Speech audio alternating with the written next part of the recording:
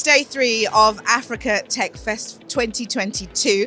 I'm joined by David Lotfi, who is the CEO of Evina. Great to have you with us, David. Let's talk a little bit that you've been looking at the topic around cybersecurity. Explain for us operator payment fraud. What do we mean by that?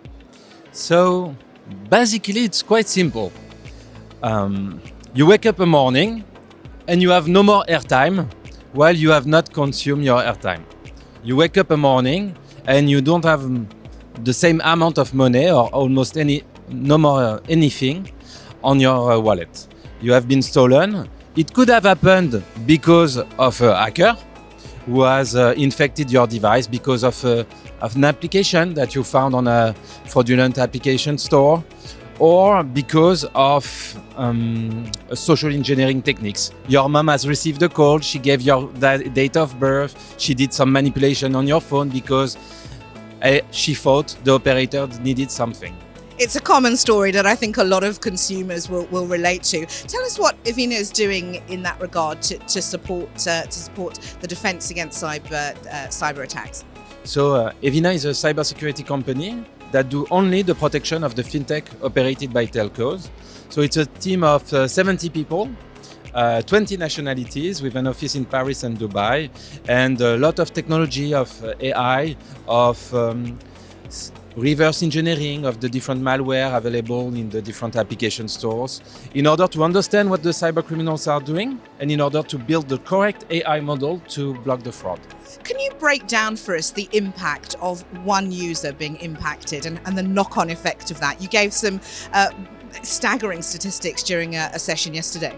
Yeah, if first we need to understand that financial services are absolutely key for the growth in Africa and for the financial inclusion.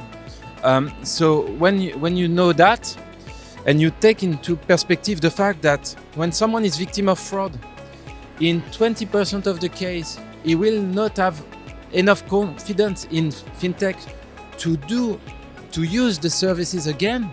It's crazy. In 70% of the case, they will reduce their usage of the fintech service by more than 30%. And so this is the first thing. When someone is victim of fraud, he is immediately reducing his usage. But this person, he has relatives, close relatives, who knows and who suffer with him of this fraud. And they also diminish their usage. And the relatives of these relatives also diminish their usage. So the impact is quite insane. So let's talk results then. What are the results that you've seen when people prioritize cybersecurity? So this is key. Cybersecurity is not just about limiting annoyances or mitigating risk. It's really the crucial battleground to build the future of Africa.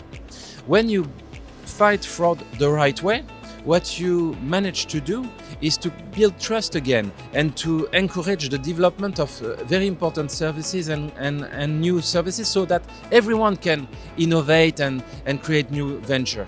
How confident are you that on the continent we are starting to prioritize cybersecurity rather than turning our backs away from fighting fraud?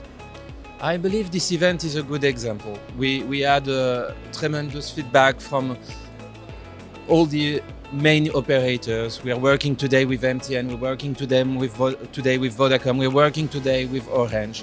So we have seen on all the major operators in Africa today a huge interest in fighting finally fraud the right way. But it's a process.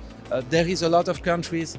Africa is vast. It should not be seen as one big thing. It is a lot of very specific differences that needs to be addressed and respected. So it's a lot of work, but it's a process that that I believe we are well engaged in. That's good news, David. Thanks very much for joining us. Cybersecurity, cyber fraud, just one of the topics that we're discussing down here at Africa Tech Festival 2022. Don't forget, for your updates, it's #Africa Tech Festival.